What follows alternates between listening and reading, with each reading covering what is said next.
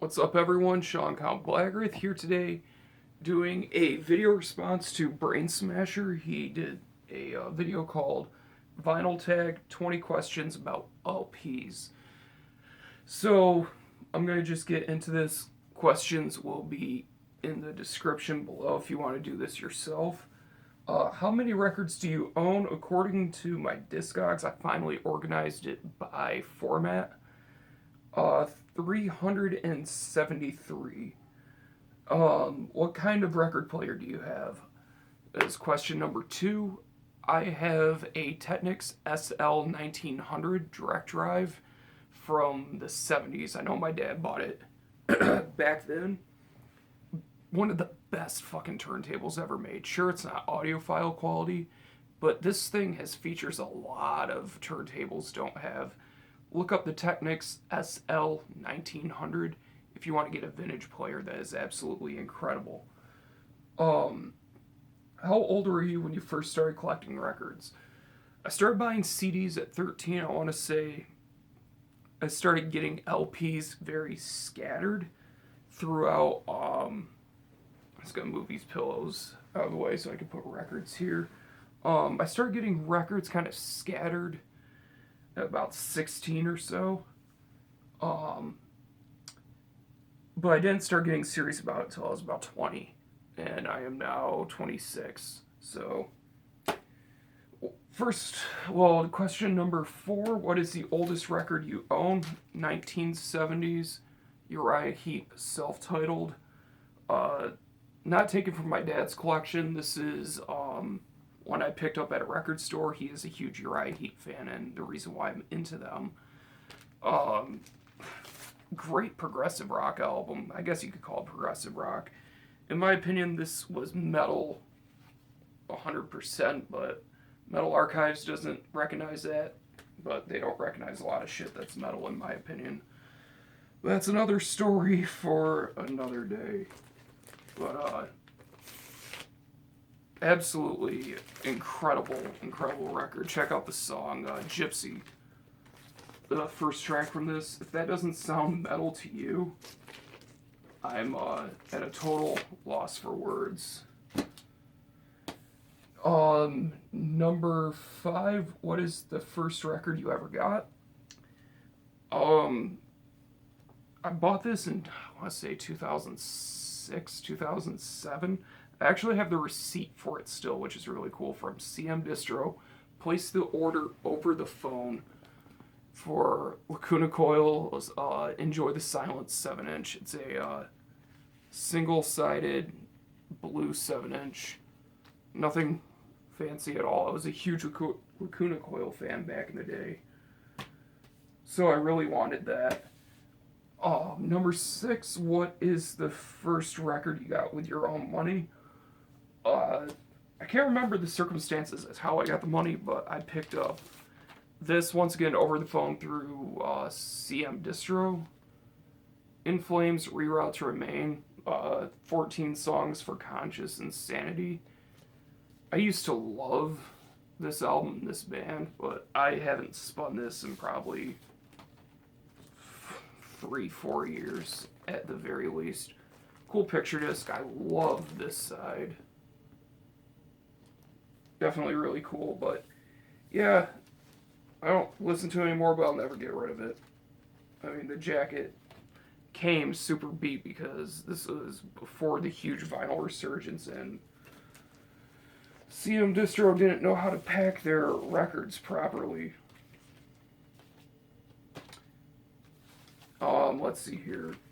Number 6. Oh, I already answered it. Number 7. What is your favorite colored vinyl? This was a tie. I actually have 2 ties in this one. First one, Conqueror's War Cult Supremacy. This is the super heavyweight case wrap Die Hard edition from, I want to say, 2012, 2013. Somewhere in that ballpark. I've never seen one like this. It's a merge and splatter, which is fucking sick. And this is super hard to come by now. So if you ever see the box set in the metal tin, this is the color that comes on. If you see it for a good price, definitely pick it up. It was a great deal. Well, I absolutely love that color.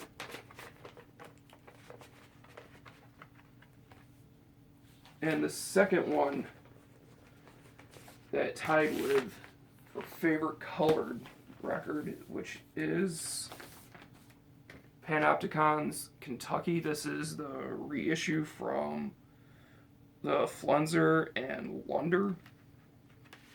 I bought this directly from Austin, which was really cool. Love that. It's like clear with green merge and black splatter. And that is just absolutely gorgeous. So those are my two favorite colored vinyls. Vinyl I have. I know Mike Seatown just cringed at hearing vinyls. Fuck with me, Mike. I will fight you. And I will get winded. Alright. Speaking of Mike, you should do this tag if you ever get the time to do so. Yeah, I'm calling you out, dude. Let's see here. That was question number 7. Question number 8, discount album that you own. Borknagar is the Olden Domain. This is the album from '97. I believe this is their second album. This is a 2013 reissue by Century Media. I got this for $10. It was originally something like, it said on the sticker like $25, which no wonder it got discounted. Black vinyl, printed inner sleeve, and comes with a poster of this really bizarre album art, but I may frame this one day when I get my own place. Yeah, that was a steal. $10 for a great album. Can't ask for more than that. And it came with a download card, which is pretty cool. Let's see here. Number 9. What is your prized possession? I have there's a few.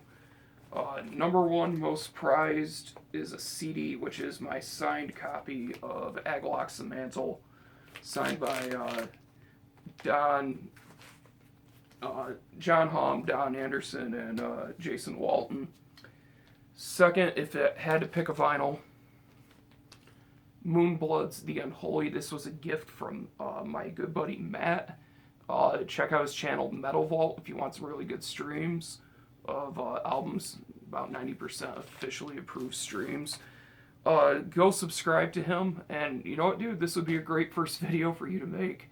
This vinyl tag, I would love to see your answers, but yeah, The Unholy, the reason this is really cool, limited to, I believe, 111 on clear, and this is why it means so much to me. So Moonblood is a band that's relatively hard to get, like, original presses of or whatever, and they're kind of a very protective and obscure band, but I have this signed to me from the vocalist, I believe, Gal Mazagoth. I believe he does vocals on this.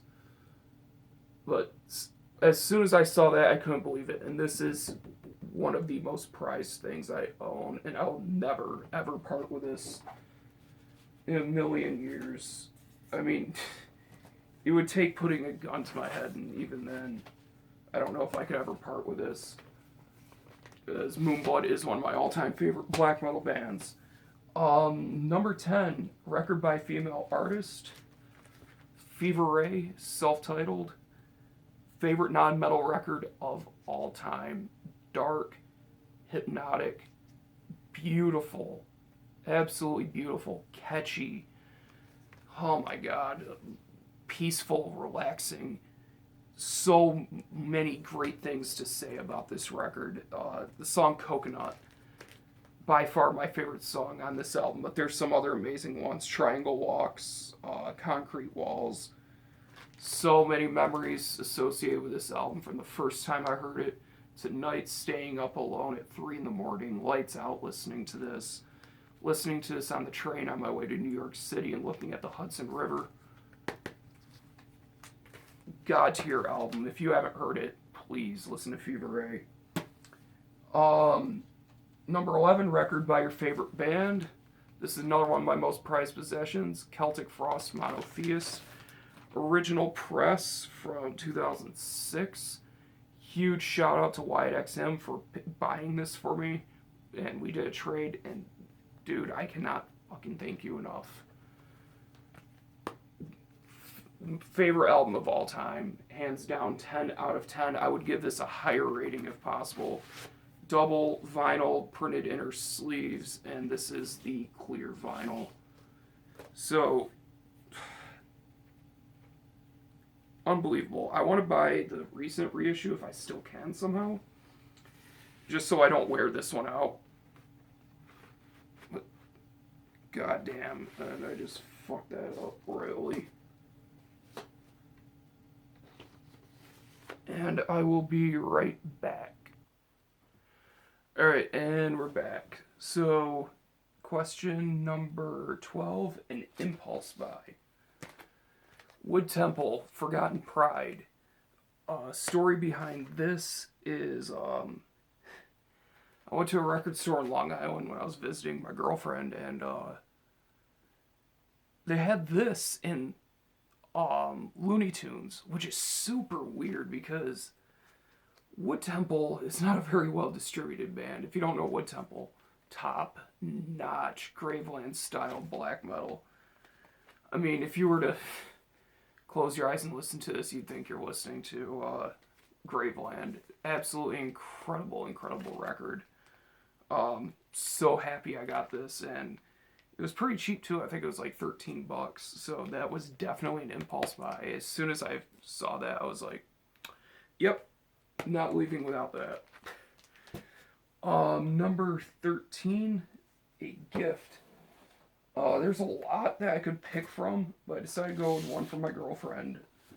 The Mayhem Esoteric Warfare vinyl box set. I'm not going to get into the details of it, but it's really cool how it opens like an envelope. It has art prints for each song, hand stamped, which is really neat.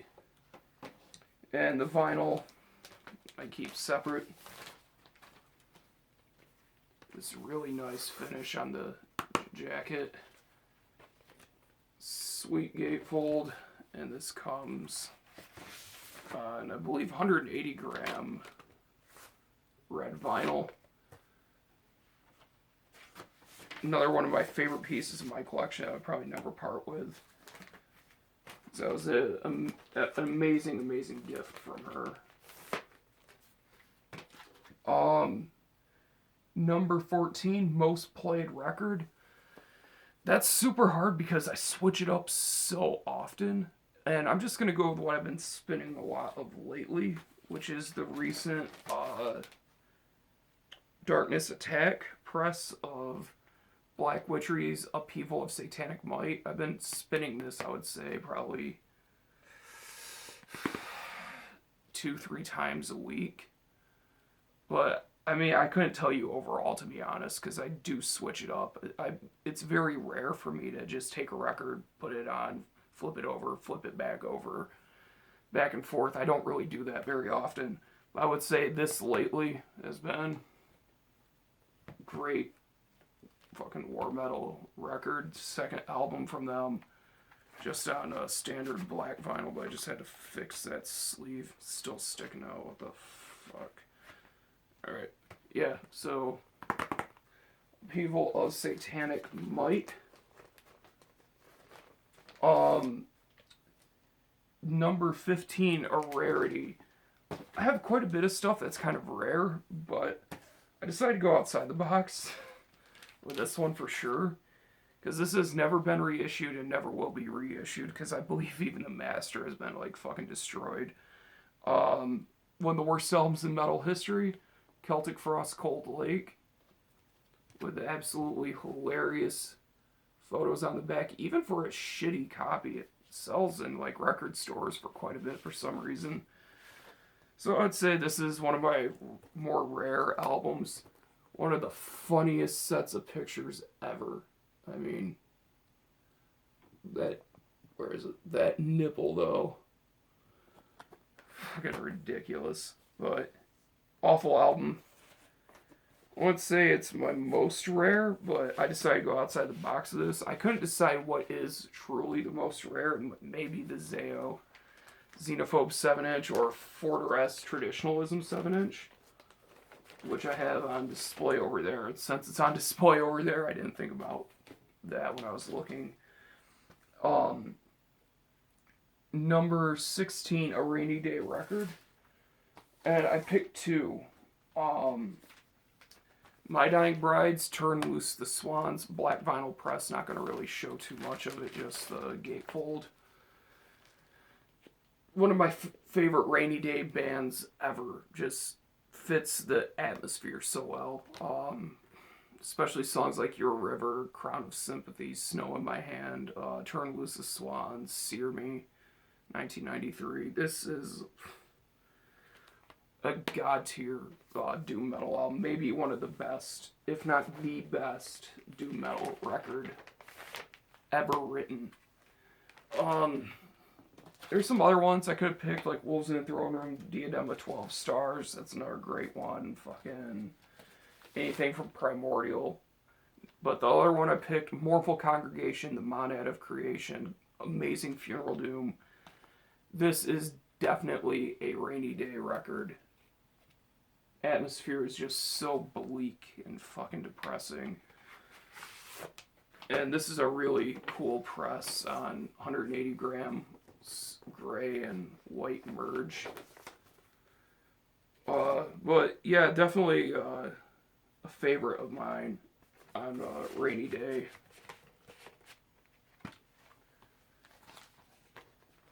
Nice and depressing funeral doom. Very emotive, especially the song When the Weeping Dawn Beheld Its Mortal Thirst. A feel-good album. I showed this recently, not going to go into too much detail, but Aesop Rock's The Impossible Kid. This is a hip-hop album that I worship. Puts me in a great mood every time I listen to it. I mean, it's hard not to be put in a good mood when listening to, like, Kirby, Dorks, Shrunk, Lot of Years, Lazy Eye, Tough. Really cool packaging. I'll just kind of quickly glance over it. So this is a huge ass poster and lyric sheet. 2 LPs. One on green. One on pink. This album seriously puts me in an absolutely incredible mood. It's hard for me to be angry, pissed off, or sad or anything when listening to this. What's number 18, Nostalgic Record. Triptychon et Parstera Daimones. My phone, yeah, I got a decent amount of time. This isn't what I waited on, but I remember pre-ordering this, and when the CD version came in, it was like the most mind-blowing thing when I heard it, and it still is one of the best fucking records ever made, in my opinion. God. This album, I remember listening to it in the car with my best friend Justin. Printed inner sleeves. Listening to it and hanging out with this one dude that turned out to be a scumbag, which we should have known going into it. But just so many memories listening to this senior year of high school. On my way to my auto body class on the bus filled with a bunch of people I fucking hated.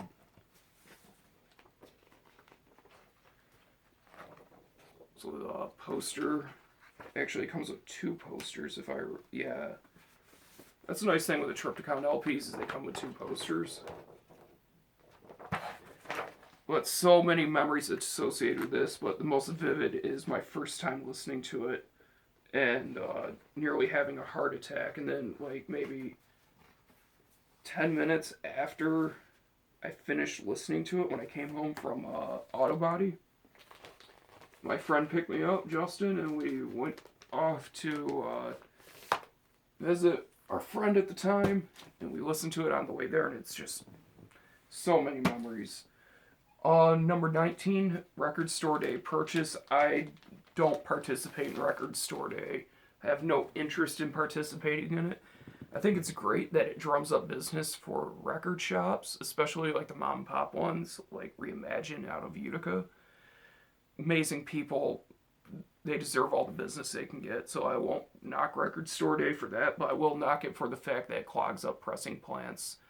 And it brings out the inner douchebag in a lot of people where they have to buy every version, well, every copy at the store of, like, let's say, Death Grips, and then put it up on eBay later for hundreds of dollars.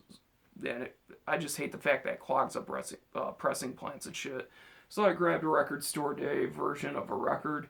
Burzums, the Death Sum and Gang Var, one of my absolute favorite black metal albums.